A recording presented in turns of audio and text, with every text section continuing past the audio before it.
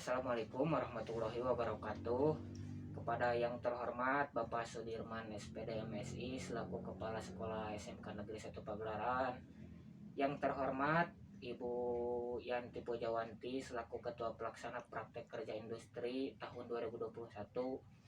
Yang terhormat Bapak Jenny Sutarna selaku Ketua Program Keahlian Kehutanan SMKN 1 Pagelaran. Yang terhormat Bapak Misbah selaku pembimbing dari Perum Perhutani. Yang saya cintai dan saya hormati guru-guru beserta rekan-rekan yang telah memberikan dukungan kepada saya.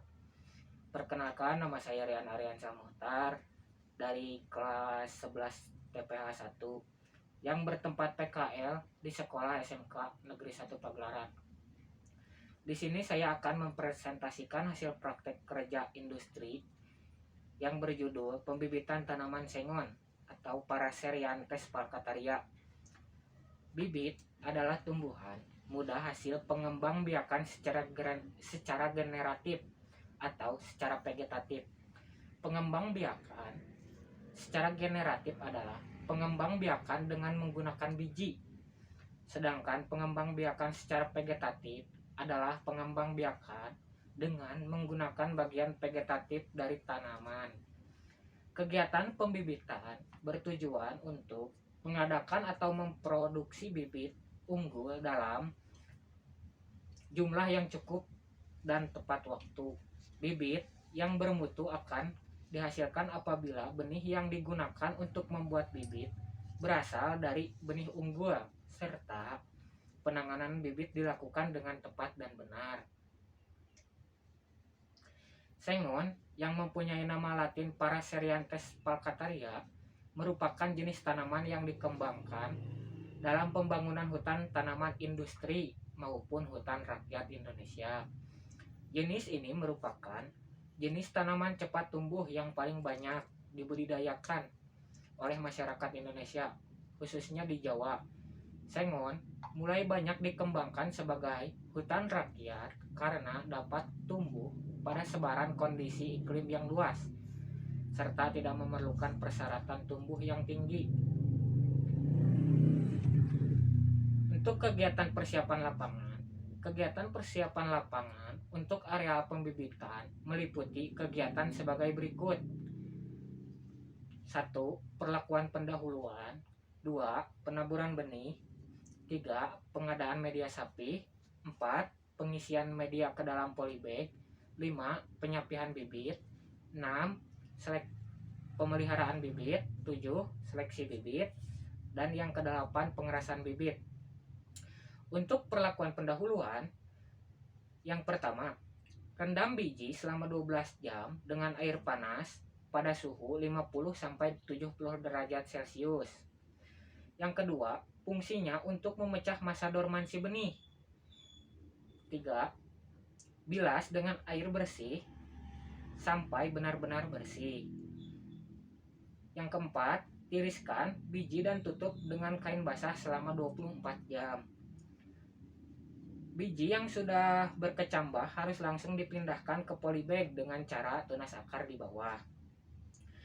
Untuk penaburan benih, kegiatan penaburan dilakukan dengan maksud untuk memperoleh prosentase kecambah yang maksimal dan menghasilkan kecambah yang sehat. Bahan dan alat yang perlu diperhatikan dalam kegiatan penaburan adalah sebagai berikut. 1. Benih. Yang kedua, bedeng tabur atau bedeng kecambah. 3. Media tabur. 4. Peralatan penyiraman. 5. Tersedianya air yang cukup dan sebagainya. Untuk pengadaan media sapi, secara umum yang sering digunakan dalam penyemaian tanaman antara lain topsoil, sekam, bokasi, pasir, atau kombinasi campuran media-media tersebut. Masing-masing media sapi yang umum digunakan dalam persemaian memiliki keunggulan dan kelemahan yang berbeda-beda. Untuk pengisian media ke polybag, secara umum pengisian media ke polybag adalah sebagai berikut. Pembuatan ayakan, mengayak tanah atau topsoil, mencampurkan topsoil dengan kompos, memasukkan media ke polybag, menyusun polybag ke dalam bedengan, mengisi bibit ke dalam polybag. Untuk poin selanjutnya adalah penyapihan bibit. Penyapihan atau pemindahan bibit dilakukan pada pagi atau sore hari dengan melakukan solet sebagai alat bantu dan dilakukan dengan cara berhati-hati. Bibit yang disapi adalah bibit yang berkualitas baik, segar dan bebas hama penyakit. Untuk poin selanjutnya yaitu pemeliharaan bibit. Untuk pemeliharaan, semai merupakan tanaman yang masih berada pada tahap pertumbuhan dan sangat peka terhadap kondisi lingkungan.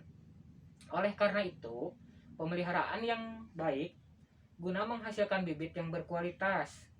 Kegiatan pemeliharaan yang dilakukan terhadap bibit di persemaian adalah sebagai berikut. 1. Penyiraman. Yang kedua, penyiangan. Yang ketiga, penyulaman. 4. Pemupukan. Dan yang terakhir, pengendalian hama penyakit. Untuk poin selanjutnya yaitu seleksi bibit. Seleksi dilakukan agar bibit dapat tumbuh dengan baik dan merata. Seleksi dilakukan 2-3 kali, yaitu pada bulan awal penyapihan dan pada pertengahan. Terakhir, pada saat bibit akan diangkat ke lapangan. Bibit yang tidak rata ketinggiannya dipisahkan dan dikelompokkan sesuai dengan ketinggiannya. Sedangkan yang bengkok dibuang. Untuk poin selanjutnya, poin terakhir yaitu pengerasan bibit. Bibit yang akan diangkut dikemas terlebih dahulu dan tidak ditumpuk. Ini sangat menentukan agar bibit terjaga kualitasnya sampai lokasi tanaman. Waktu mengangkut sebaiknya pagi atau sore hari, dan setibanya di lokasi harus segera ditanam. Oleh karena itu, jumlah bibit yang diangkut harus sesuai kemampuan penanaman pada hari itu. Kesimpulannya, dalam pembangunan kehutanan, kegiatan pembibitan memegang peran yang sangat penting. Hal ini bertujuan untuk menyediakan bibit yang berkualitas baik dari segi genetis maupun fisiologis dalam jumlah yang cukup, yang sesuai kebutuhan penanaman dan tepat waktu, artinya sesuai dengan jadwal kegiatan penanaman. Bibit yang berkualitas diharapkan akan mampu tumbuh baik, tahan terhadap serangan hama dan penyakit, maupun membentuk tegakan yang bernilai ekonomis yang tinggi. Mungkin cukup sekian dari saya. Mohon maaf apabila ada kesalahan kata-kata yang kurang berkenan, mohon dimaafkan. Wabillahi taufiq wal hidayah. Wassalamualaikum warahmatullahi wabarakatuh.